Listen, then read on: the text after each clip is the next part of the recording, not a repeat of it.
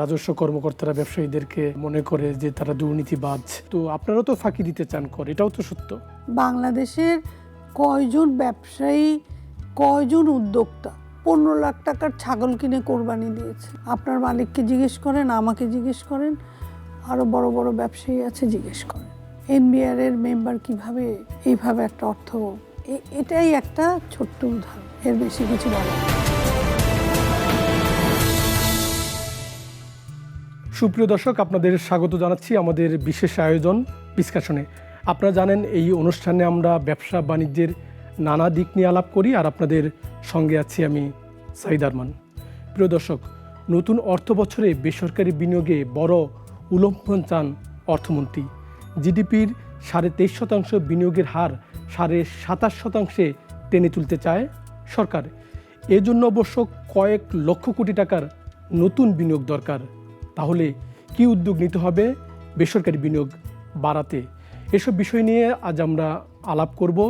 সেলিমা আহমদ আমাদের অতিথি, তিনি বিশিষ্ট ব্যবসায়ী। সেলিনা আহমদ, আপনাকে আমাদের স্টুডিওতে স্বাগত জানাচ্ছি। যে আমি ধন্যবাদ জানাই নাগরিক টেলিভিশনকে আমাকে আমন্ত্রণ জানানোর জন্য। আমরা ব্যবসা বাণিজ্য নিয়ে আলাপ করব। এবারের যে নতুন অর্থ বছরটা শুরু হলো কয়েকদিন আগে, এটা আসলে অন্য সময় থেকে একটু ভিন্ন প্রেক্ষাপটে, অর্থনীতি কিছুটা ভঙ্গুরি বলা হচ্ছে। আপনি ব্যবসা বাণিজ্যের জন্য আসলে এই নতুন অর্থ বছরে কি মোটা দাগে কি চ্যালেঞ্জ দেখছেন? দেখুন, একটা হচ্ছে যে আমাদের ইনফ্রাস্ট্রাকচার, যে অবকাঠামোগুলি, যদিও মাননীয় প্রধানমন্ত্রী জননেত্রী শেখ হাসিনা 100টা ইকোনমিক জোন তৈরির পরিকল্পনা সবাই আছে, আমিও ওই বেজার বোর্ডে আছি ওমেন চেম্বার থেকে, তো সেটা একটা আকৃষ্ট করছে। একটা ভালো দিক হচ্ছে যে আমরা কিছুদিন আগে মাননীয় প্রধানমন্ত্রীর সাথে দিল্লি সফরে গিয়েছিলাম, আমিও ছিলাম সেই বাণিজ্য প্রতিনিধি দলের সদস্য হিসেবে। সেখানে অনেক বড় বড় ভারতীয় বিনিয়োগকারীরা এসেছিল, খুবই সিলেক্টেড, এরকম 10-12 জন এসেছিল। প্রতিজনই বাংলাদেশে তারা বিনিয়োগ করতে চায়। কিছুজন ইতিমধ্যে বিনিয়োগের কাজ শুরু করে দিয়েছে। এখন যেটা হচ্ছে যে আমাদের যে অবকাঠামোগুলো, ওই বিদ্যুতের সরবরাহটা, গ্যাসের সরবরাহ, এই জায়গাগুলিতে এখনো কিন্তু 100% নিশ্চয়তা বিনিয়োগকারী পাচ্ছে না, একদমই ঠিকঠাক নাই। এবং আমাদের কমিউনিকেশনের যে একটা, যে আপনার, আমি অনেক আগে আমার মনে আছে, আমি চেন্নাইতে এবং ব্যাঙ্গালোরে কিছু জায়গায় আমি দেখেছিলাম, এটা অনেক আগের কথা বলছি, তখনই আমি দেখেছিলাম যে ওরা এরকম জোন করা, পুরা প্লট করা, ওয়াল তোলা, লাইট, মানে আপনার ইলেকট্রিসিটি, গ্যাস থেকে আরম্ভ, মানে সব রেডি। আপনি খালি কারখানাটা আপনার ডিজাইন মতন বানাবেন, এভরিথিং রেডি। আমাদেরকে সেই জায়গাটাই নিয়ে আসতে হবে। আরেকটা যেটা হয় যে নীতিমালাগুলিও আমাদের পাল্টিয়ে যায়, কারণ অনেক সময় বিনিয়োগকারী বিনিয়োগ করে যে হ্যাঁ আমার বিদ্যুতের এই খরচ হবে, আমার এটার এই খরচ, আমার সব খরচ দিয়ে তো তার পণ্যর সে একটা দাম মূল্য করবে এবং তার বিক্রয় এবং মুনাফাটা বের করে। তো এখন যদি প্রতি বছর বছর আপনি বাজেটে এক একটি পণ্যর বা এক একটা সার্ভিস সেক্টরে, বিশেষ করে আপনি যেগুলি ইন্ডাস্ট্রির সাথে কানেক্টেড সার্ভিস সেক্টর, যেমন বিদ্যুৎ, গ্যাস, এগুলি যদি আপনি রেট বাড়াতে থাকেন, তখন কিন্তু বিনিয়োগকারীরা বলবে যে বাবা এটা তো অসুবিধা। কারণ আমি হিসাব করছি এখন এরকম 2 বছর পরে দেখা যাবে বাংলাদেশ সরকার হয়তো এটা বাড়িয়ে দিচ্ছে।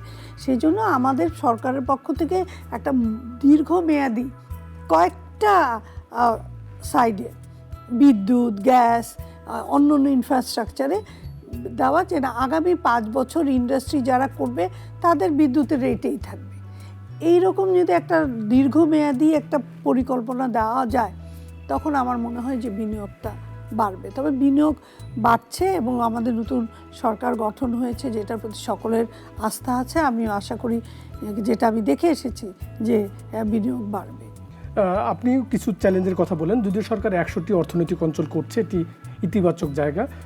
গ্যাস সংকটের কথা বললেন এবং শিল্প উদ্যোক্তারা অন্যরাও একই কথা বলছে, বিদ্যুতের দাম নিয়ে নানা রকম সংকট আছে, অবকাঠামোর কথা বললেন। এই যে এত সব চ্যালেঞ্জ রয়েছে, ঠিক তখন অর্থমন্ত্রী পরিকল্পনা করছেন যে জিডিপির 27% বেসরকারি বিনিয়োগ হবে। এটা কি আসলে বাস্তবসম্মত মনে হচ্ছে আপনার কাছে? শুনুন, একটা তো হচ্ছে যে আপনাকে সবসময় পরিকল্পনাটাকে একটু উপরের দিকে রাখতেই হবে। লক্ষ্য রাখলেই আপনি লক্ষ্যর দিকে এগিয়ে যেতে পারবেন। কারণ বাংলাদেশের যখন প্রয়াত অর্থমন্ত্রী মুহিত ভাই যখন বড় বাজেট দিয়েছিলেন মাননীয় প্রধানমন্ত্রীর নেতৃত্বে, তখনও কিন্তু সবাই বলেছিল যে এত বড় বাজেট বাংলাদেশে এটা কি সম্ভব নয়। তো সেই বড় বাজেট দিয়ে তো বাংলাদেশ এগিয়ে গেছে, বাংলাদেশে সব কিছুই বৃদ্ধি হয়েছে। যেটা উনি বলছেন যে বিনিয়োগ বাড়বে, বিনিয়োগ কিন্তু বাংলাদেশিদের মধ্যেও বিনিয়োগ কিন্তু বাড়ার একটা বড় জায়গা আছে। সেই জায়গায় তরুণ উদ্যোক্তা, তরুণ শিল্প উদ্যোক্তাদেরকে যদি ঠিক মতন সরকার যে পেট্রোনাইজটা করা দরকার সেই জায়গাটা যদি করতে পারে, তাহলে অবশ্যই উনি যেটা বলেছেন সেটা হবে। কিন্তু যেটা প্রবলেম হয় যে আমরা বলার সময় বলি, কিন্তু একজন উদ্যোক্তা যখন আসলেই উদ্যোগটা নেয়, তখন ব্যাংক থেকে যেই সাপোর্টটা পাওয়া দরকার ব্যাংক থেকে সে পায় না। তার একটা জমি, নিষ্কণ্টক জমি, এখন বেজার থেকেও যদি নেয়, সেই জমিটা পেয়ে ইলেকট্রিসিটি গ্যাস আছে কিনা সেটার সুযোগ সে বা সুবিধা পাচ্ছে না। ইম্পোর্টের ডিউটি স্ট্রাকচারগুলো আজকে কি থাকবে কালকে কি থাকবে তার কোনোই নাই। কাস্টমসের হ্যারাসমেন্ট আছে। তো নানান জায়গায় কিন্তু প্রতিবন্ধকতা আছে। এবং আমাদের এখন বড় যুদ্ধ কোথায় জানেন? আমাদের ব্যবসায়ীদের জন্য বা শিল্প উদ্যোক্তাদের জন্য। সেটা হচ্ছে এনবিআর, সেটা হচ্ছে যে আমাদের সরকারি কিছু জায়গা আছে সেইখানে। কারণ তারা মনে করে যেন ব্যবসায়ী মানে তারাই কিন্তু অ্যাকচুয়ালি আমাদেরকে হ্যারাস করে দুর্নীতি করে, কিন্তু তাদের ভাবনা সবসময় থাকে যে আমরা ব্যবসায়ীরা দুর্নীতিবাজ, আমরা ব্যবসায়ীরা ফাঁকি দেয়। আসলে তা না, আমাদের ব্যবসায়ীদেরা প্রত্যেকজন এর মতন এই যে টেলিভিশনের যে একটা বেসরকারি উদ্যোগ, আপনারাই জানেন যে কতটুকু বিনিয়োগ করতে হচ্ছে এবং কত কষ্ট হয় বিনিয়োগের থেকে প্রতি মাসের এটার অর্থ নিয়ে সব এইটাকে চালিয়ে রাখা। এটা প্রতিটা যারা মালিক পক্ষ এবং কর্মচারীরা তারাও জানে যে এটার পিছনে কিন্তু এত সোজা না একটা প্রতিষ্ঠানকে টিকিয়ে রাখা। কিন্তু সরকারি যারা আছে তাদের কিন্তু ওইটা নাই। তারা বোনাস পাচ্ছে, মাস গেলে এটা পাচ্ছে, বৈশাখী ভাতা পাচ্ছে, সবই পাচ্ছে। ঘুষ টুস এগুলি করাপশন এটা তো আমি বাদই দিলাম। তো সেই জন্য তাদের মাইন্ডসেটটা এখন পাল্টানো খুব অত্যন্ত প্রয়োজন।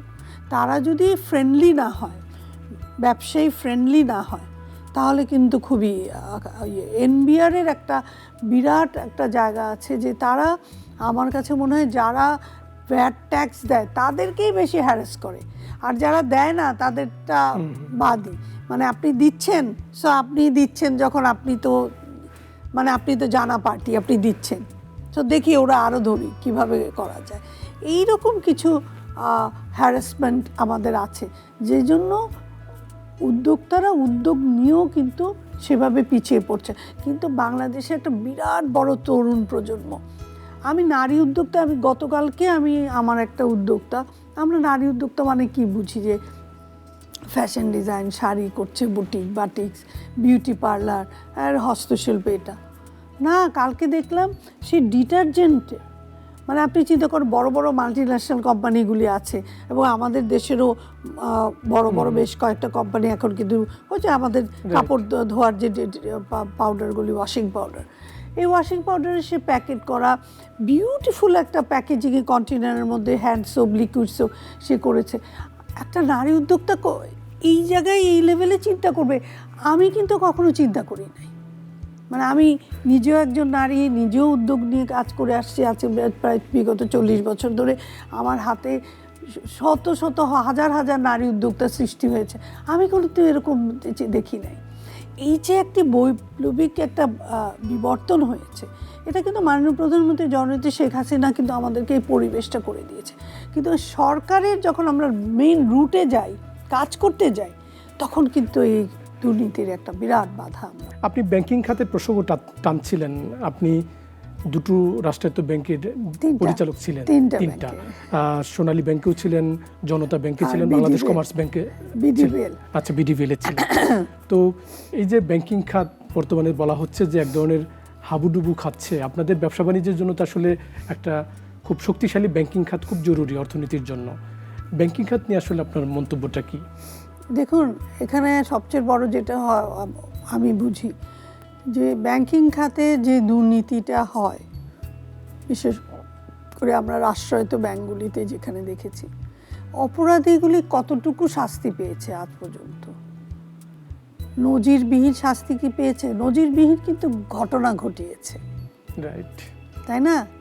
হলমার্কের, আমার মনে আছে হলমার্কের ঘটনার পরে আমাকে বিডিবিএল থেকে সোনালী ব্যাংকে দিয়ে দেওয়া হলো। আমাকে আমার প্রয়াত মাননীয় অর্থমন্ত্রী বললো যে তোমাকে আর আর নিয়াজ ভাই মনে হয় না, নিয়াজ ভাইকে দিল বলে অন্য জায়গায়, তোমাকে দিলাম, এখানে সব চুরি হয়েছে, বড় একটা দুর্ঘটনা হয়েছে, তোমরা ব্যবসায়ী, দেখো এটাকে তোমরা উঠিয়ে আনতে পারবা কিনা।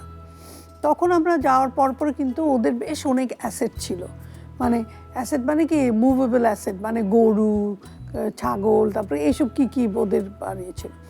আমরা কিন্তু তখন বলছিলাম, আমরা কয়েকজন, যে ওকে টাকাটা যাতে ও দিতে পারে, ও আমাদেরকে কিন্তু অ্যাপ্লাই করেছিল যে ও টাকাগুলো এইভাবে ইনস্টলমেন্টে দিয়ে দিবে।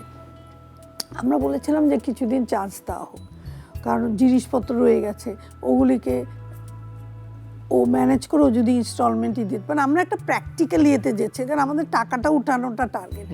কিন্তু হয় কি, কিছু ওই যে সরকারি অবসরপ্রাপ্ত কিছু আবার আর ব্যাংকের মধ্যে থাকে, তারা এত রিজিড থাকে, মানে ওই যে উদ্যোক্তার জায়গাগুলিতে তারা চিন্তা করে না, তো রিজিড থেকে না তাদের দেওয়াই যাবে না করে সব দিল না।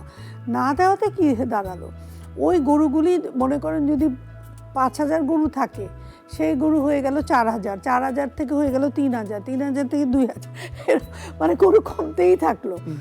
কেউ চুরি করে ফেলছে, দেখো কে আর কতক্ষণ, যারা গার্ড তারাও ইয়ে করছে।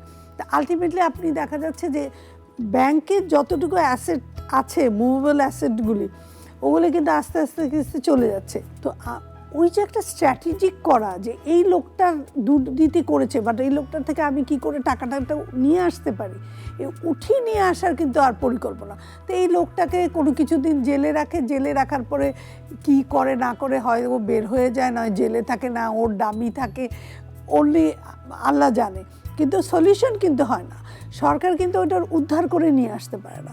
তো ঠিক সেই রকমই এরকম আমাদের কিছু ফ্লাইওভার আমার মনে আছে, কিছুদিন পরপরই সেটার মানে টাকা তো দিতেই পারে না, আরও টাকা চায়, আবার টাকা দেওয়া হয়।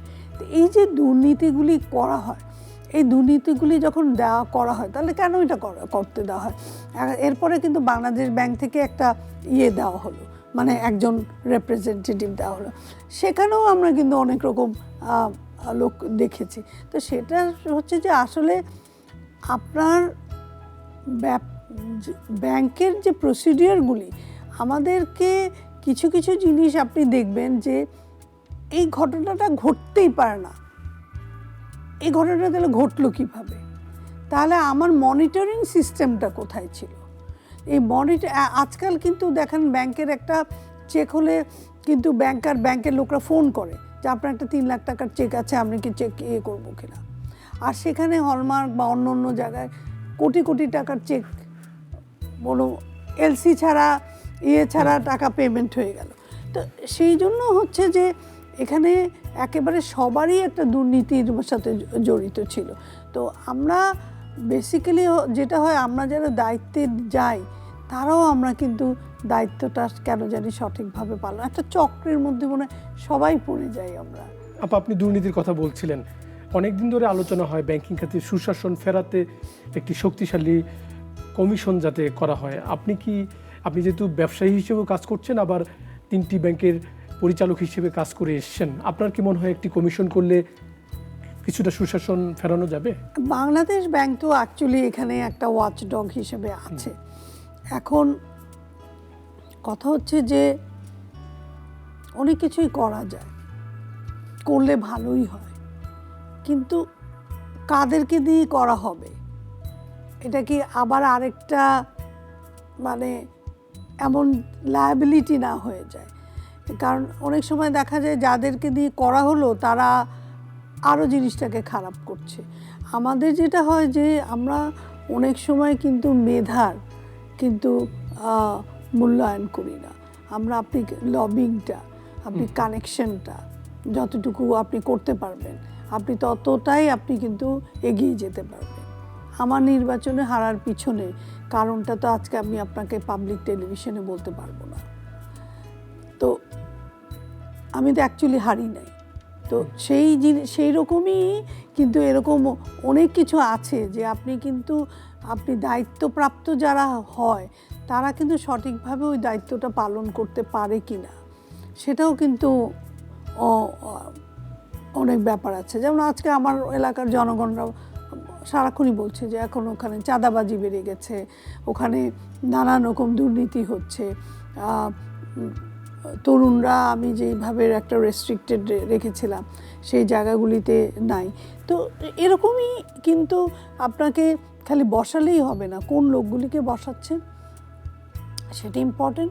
আর সেই লোকগুলি শক্তিশালী হয়ে থাকতে পারবে কিনা, মানে যত বাধা আসুক, যত বিপদ আসুক, যত কিছু আসুক, না আমি আমার হেডস, তাহলে কিন্তু আমি হারি জিতি, আমার নাই পোস্টটা থাকবে না। এই তো আমি যেমন আমি এমপি ছিলাম, এমপি নাই, এইটাই তো, মানে মাথা নত তো করি নাই, কোথাও অন্যায়ের কাছে মাথা নত করি নাই। এই জায়গাটায় কি কয়জন আসবে সেটা ইম্পর্টেন্ট। বিয়ের প্রসঙ্গ টেনে বলছিলেন যে রাজস্ব কর্মকর্তারা ব্যবসায়ীদেরকে মনে করে যে তারা দুর্নীতিবাজ, হয়রানি করে আপনাদেরকে, আবার রাজস্ব কর্মকর্তারা যেটি মনে করেন যে আসলে আপনারা অনিয়ম করেন, কর ফাঁকি দিতে চান, তারা মনে করে যে নিজেরা ফেরেস্তা, আসলে আপনারা দুর্নীতিবাজ। তো আপনারা তো ফাঁকি দিতে চান কর, এটাও তো সত্য। বাংলাদেশের কয়জন ব্যবসায়ী, কয়জন উদ্যোক্তা 15 লাখ টাকার ছাগল কিনে কোরবানি দিয়েছে? আপনার মালিককে জিজ্ঞেস করেন, আমাকে জিজ্ঞেস করেন, আরও বড় বড় ব্যবসায়ী আছে জিজ্ঞেস করেন। একজন এনবিআর এর মেম্বার কিভাবে এইভাবে একটা অর্থ, এটাই একটা ছোট্ট উদাহরণ, এর বেশি কিছু বলার নেই। না, কিন্তু আপনারা ব্যবসায়ীরা যতটা শক্তিশালী আমরা বিভিন্ন সময় দেখি, এখন তো সংসদেও আপনাদের প্রতিনিধিত্ব অনেক বেশি। আপনারা যদি শক্তিশালী হন, সেটা আমলাতন্ত্র বলেন বা রাজস্ব কাঠামোতে বলেন বা ব্যাংকিং খাতে বলেন, ব্যবসায়ীরা একাট্টা হলে তো মানুষ মনে করে যে এই সমস্ত খাতে সুশাসন ফেরানো সম্ভব। আপনারা কেন একাট্টা হতে পারছেন না? মানে আপনাদের মধ্যে কেউ দুর্নীতিগ্রস্ত, কেউ সঠিকভাবে ব্যবসা করছে, ব্যাপারটা কি এই দুই ভাগে আপনারা বিভক্ত? না, আমি মনে করি ব্যবসায়ীরা দুর্নীতি করে না। কিছু মানুষ যারা দুর্নীতিপরায়ণ তারা দুর্নীতি, সে তো দুর্নীতিবাজ, সে ব্যবসা দিয়ে করে, সে অন্যভাবে করে, সে রাজনীতি দিয়ে করে, সে যে পন্থায় তার জন্য সুবিধা হয় সে করে। সে দুর্নীতিবাজ রাজনীতিবিদ আছে, দুর্নীতিবাজ সাংবাদিক আছে, সম্মানের সাথে বলছি, হ্যাঁ, দুর্নীতিবাজ কৃষক আছে, দুর্নীতিবাজ মাছের ব্যবসায়ী আছে, দুর্নীতিবাজ ফলের ব্যবসায়ী আছে যে ফরমালিন নিচ্ছে, তো দুর্নীতি করছে। তো সব জায়গায় কিন্তু আপনার দুর্নীতির আছে। যে ব্যবসায়ী সে ব্যবসায়ী, সে উদ্যোক্তা, সে কিন্তু দুর্নীতিবাজ না। সো দুর্নীতিবাজ কিছু লোক আছে যারা ব্যবসাটাকে বের করে দুর্নীতি করার জন্য। আমি বুঝাতে পারছি? যে সাংবাদিক, সে কিন্তু সংবাদটাকে সঠিকভাবে পরিবেশন করার জন্যই করে, সে কিন্তু দুর্নীতিবাজ না। কিন্তু কিছু আছে দুর্নীতিবাজ লোক, তারা সাংবাদিক সেজে দুর্নীতি করে, মানে সে বেসিক্যালি সে একটা দুর্নীতিবাজ।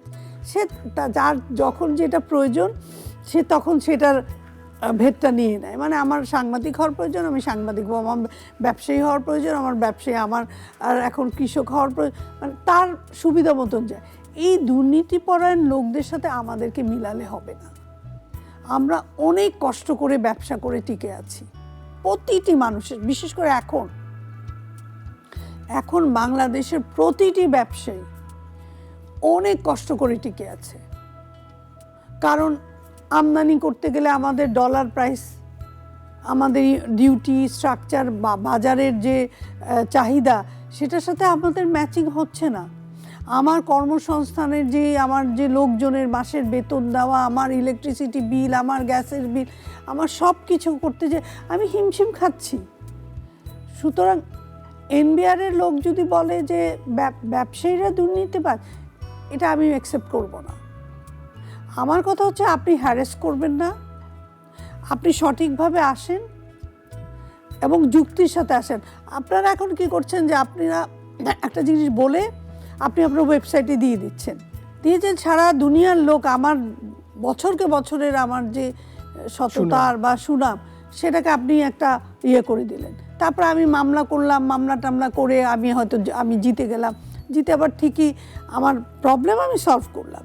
কিন্তু এই যে আপনি একটা জিনিস করলেন, আপনার তো কিছু না, আপনার তো গায়ে লাগলো না, আর আপনি 15 লাখ টাকার ছাগল কিনে আপনি ঘুরে বেড়াচ্ছেন, সেটা কিন্তু কিছু না। আমি বুঝাতে পারছি? সো আমাদের ব্যবসায়ীদেরকে যদি দুর্নীতিবাজ হিসেবে দেখা হয়, এটা কিন্তু খুবই অন্যায় হবে। কারণ প্রতিটি ব্যবসায়ী অনেক কষ্ট করে, আর বিশেষ করে এখনকার বাজারে আমরা কিন্তু অনেক কষ্টে আছি।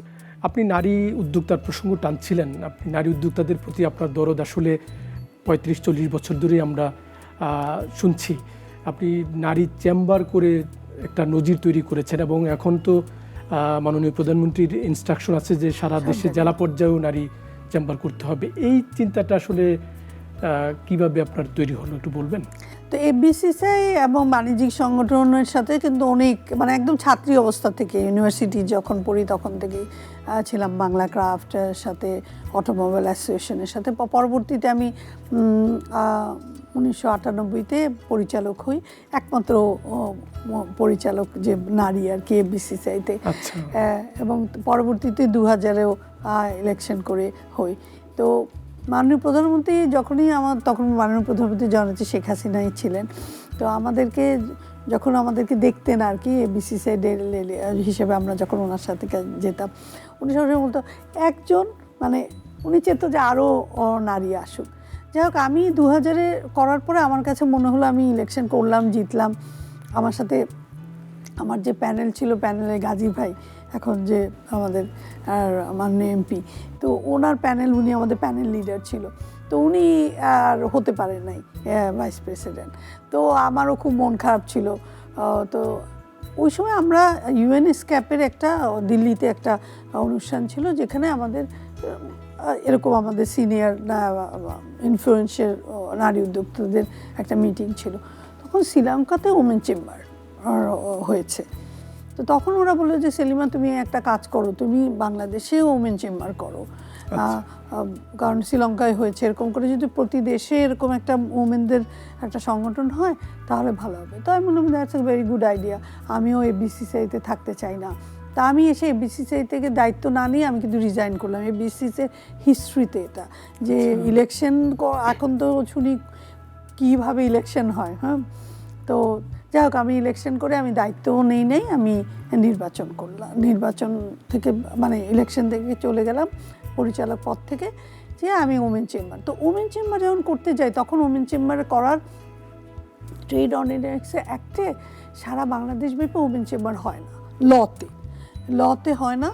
তো লতে আবার আমার কনস্টিটিউশনে আবার একটা আছে যে নারীদেরকে সমান সুযোগ দেওয়া। এছাড়া নারী এবং শিশুর ক্ষেত্রে যদি সরকার বা রাষ্ট্র মনে করে যে এটা করলে নারীর জন্য ভালো হবে বা শিশুরা, তাহলে রাষ্ট্র দিতে বাধ্য। আমি তখন ওই লর উপর ফাইট করছি। আমি খালি বলছি যে এইটা হলে কোথায় অসুবিধাটা, এটা তো অসুবিধার। তো বাণিজ্যমন্ত্রী তখন ছিল প্রয়াত জলিল ভাই। তো আমি খালি যে মাননীয় প্রধানমন্ত্রীর কথা খালি বলছি যে প্রধানমন্ত্রী চায় আমরা নারীর এগিয়ে আসি, তা আমাদের একটা মহিলা চেম্বার কেন আপনি করতে দিবেন না? তো তখন উনি ওই নারীর ক্ষমতায়নের এবং সরকারের, তো উনি একটা সাইন করে দিল। তা আমরা দেওয়ার পরেও তারপরেও কাগজ পাই না, টিও লাইসেন্স পেতে পাই না। এফবিসিসিআই দিক থেকে বাধা দিয়ে দিল। তখন ওই মিন্টু সাহেবের ওয়াইফ ছিল women entrepreneurs association of Bangladesh, উনি বলছে যে না, চেম্বার হতে পারবে না, একই সংগঠন থাকলে আরেকটা সংগঠন। তাই বলে আপনারা তো অ্যাসোসিয়েশন, আর্টিকেল অন্য, আমরা তো অন্য আর্টিকেলে চেম্বার না, যা হয় আর কি। এফবিসিসিআই থেকে একেবারে পেপারে অ্যাডভার্টাইজমেন্ট দিয়ে হতে পারবে না এরকম। তো এইসব ফাইট করে আমরা টেম্পোরারি লাইসেন্স, এটা ইতিহাসে যে টেম্পোরারি লাইসেন্স আমাদের দেওয়া হলো। এবং আপনারা শুনলে খুবই ইন্টারেস্টিং যে আমি women chamber of commerce and ইন্ডাস্ট্রিও লিখতে পারিনি। তখন বললো যে না ওমেন চেম্বার অফ কমার্স হতে পারে না। আচ্ছা, চেম্বার অফ বিজনেস দেন। আমার টার্গেট ছিল আমি নারী উদ্যোক্তাদের জন্য একটা সংগঠন করবো যেখানে নারী উদ্যোক্তারা এগিয়ে যেতে পারে। আমার নাম দিয়ে কেউ যে নামে কিবা আসে যায়, আমার ছিল ওইটা, যদিও পরের বছর এটাকে রেকটিফিকেশন করেছি। কিন্তু 7 বছর লেগেছিল আমাদের পার্মানেন্ট লাইসেন্স পেতে। এবং লাইসেন্সটা যখন আমরা পেলাম, তখন আবার এফবিসিসিআই থেকে এবং মিন্টু সাহেবের ওয়াইফ কেস করে দিল। আমি কিন্তু কোর্টে গেলাম, আমার মনে আছে আমি কোর্টে বসে আছি আর আমি ভাবছি আমি কী অপরাধ করলাম, আমি জীবনে কোর্ট কাচারি দেখি নাই।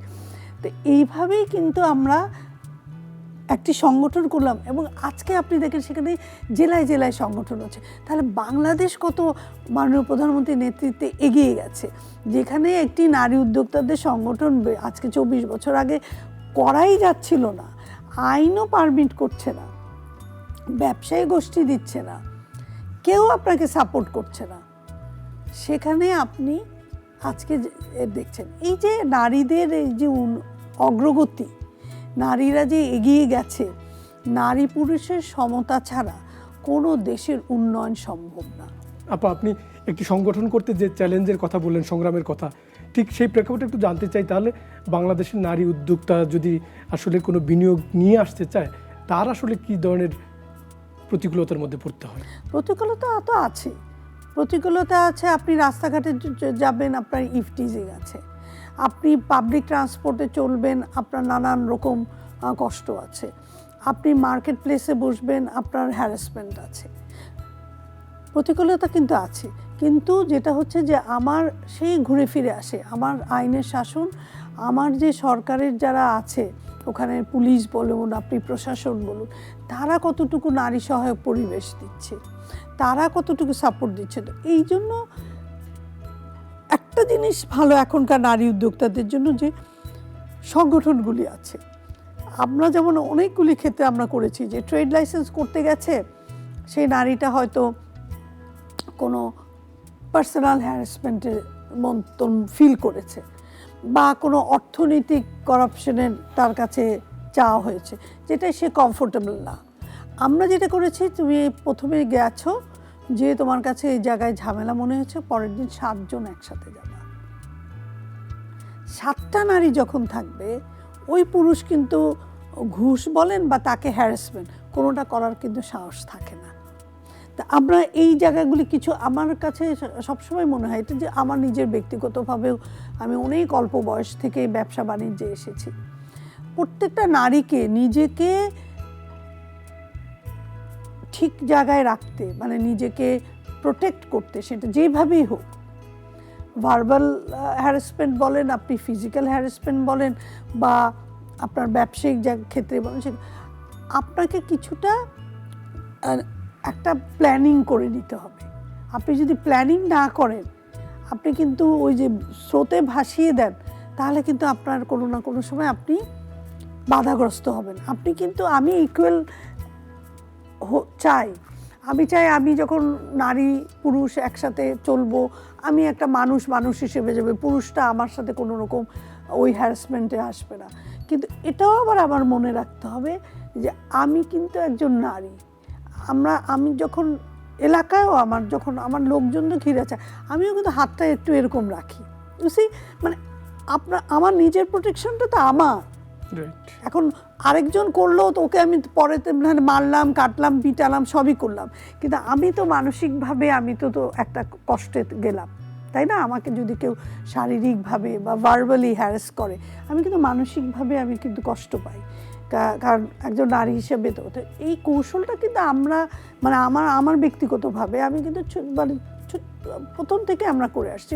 অফিসে গেলে সাথে নিয়ে ঢুকেছি, একটা অফিসারের কাছে যখন গিয়েছি, একজন সাথে নিয়ে গিয়েছি। সো এই কিছু স্ট্র্যাটেজি করতে হবে। এখন আমি যদি বলি না, কেন আমি করব, আমি একজন ব্যবসায়ী, আমি যাব কেন, সেই লোকটা আমার সাথে এরকম করবে, সেই লোকের তো এটা করা উচিত না, এই ফাইট, এই আর্গুমেন্ট আমি কিন্তু করতেই পারি, কিন্তু করে আমার লাভটা কি হবে?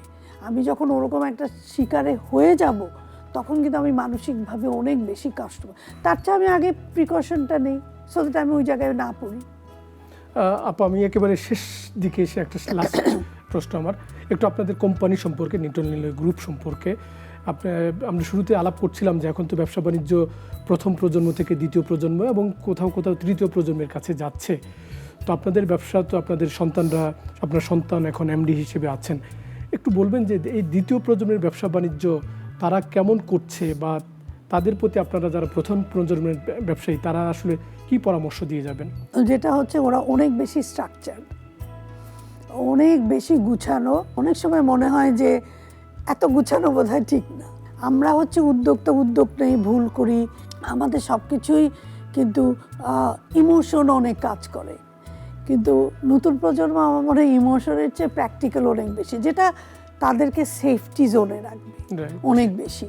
আমরা অনেক রিস্কেও চলে যাই, আমরা ভাবটা দিই, আমরা রিলেশনশিপের করি। ওরা একটা মানুষকে ফায়ার করতে 1 সেকেন্ড লাগে না, আমরা কিন্তু একটু আচ্ছা ঠিক আছে এরকম একটা করি। তো বাট ওদের নলেজ অনেক বেশি, কারণ ওরা দুনিয়া অনেক বেশি দেখেছে। ওরা ছোটোবেলা থেকে দেশ বিদেশ ঘুরেছে, ভালো জায়গায় পড়াশোনা করেছে। সবচেয়ে বড় যেটা প্রয়োজন, দেশকে ভালোবাসা। আমার ছেলের একটি কথা আমার সবসময় মনে হয়, যে একবার বলেছিল যে তোমরা তো অনেক লাকি, তোমরা দেশের স্বাধীনতা দেখেছো, আমরা তো ওটা দেখি নাই। এই যে দেশ স্বাধীনতার কথা ভাবা, দেশের কথা ভাবা, এটা হচ্ছে সবচেয়ে বড় জিনিস। আমরা আমাদের বাচ্চাদেরকে যেখানেই রাখি, যেখানেই পড়াই, যেখানেই করি, দেশকে ভালোবাসছে কিনা এটা কিন্তু আমাদেরকে ছোটোবেলার থেকেই তাদের মধ্যে ঢুকিয়ে দিতে হবে, যে এই দেশ আমাদের দেশ, এই দেশ আমার এবং এই দেশকে ভালোবাসা শুধু না, এই দেশের প্রতি আমার দায়িত্ব আছে। আমি কিন্তু আমার যে গ্র্যান্ডসান, আমার নাতি, বড় নাতি, সে বিদেশে এখন পড়ছে, কিন্তু আমি সবসময় ওর সাথে যখন কথা বলি আমি কিন্তু বলি, তুমি কিন্তু বাংলাদেশি তাই তো? হ্যাঁ। তুমি তো বাঙালি তাই তো? হ্যাঁ। মানে আমি আমি জানি সে এটাই, তার পাসপোর্টও বাংলাদেশি, সে বাঙালি, সবই ঠিক আছে, কিন্তু আমি যেহেতু সে বিদেশে পড়াশোনা করছে, তার সাথে যে বন্ধু বান্ধবরা বেশিরভাগই সে সব বিদেশি, বাঙালি নাই, বাংলাদেশি নাই, আমি কিন্তু তাকে সে বারবার ওই জায়গাটাকে মনে করিয়ে দিই যে তুমি কিন্তু বাঙালি, তুমি কিন্তু বাংলাদেশি। এবং যখন একসাথে হই, মুক্তিযুদ্ধের কথা বলি, এই জায়গাগুলি আমাদেরকে কিন্তু আমাদের বাচ্চাদেরকে প্রজন্ম থেকে প্রজন্ম আমাদের বলতে হবে, কারণ আমাদের বাংলাদেশ কিন্তু আজকে এই জায়গায় আসে না, অনেক কষ্টের বিনিময়, অনেক রক্তের বিনিময়ে এসেছে। আমাদের মুক্তিযোদ্ধারা, আমাদের ভাইয়েরা, তখন আমার নিজের ভাইও মুক্তিযুদ্ধে গেছে, আমাদের পরিবারও অনেক নির্যাতিত হয়েছে, যার জন্য আমরা দেখেছি, ওই সময়টা আমরা দেখেছি।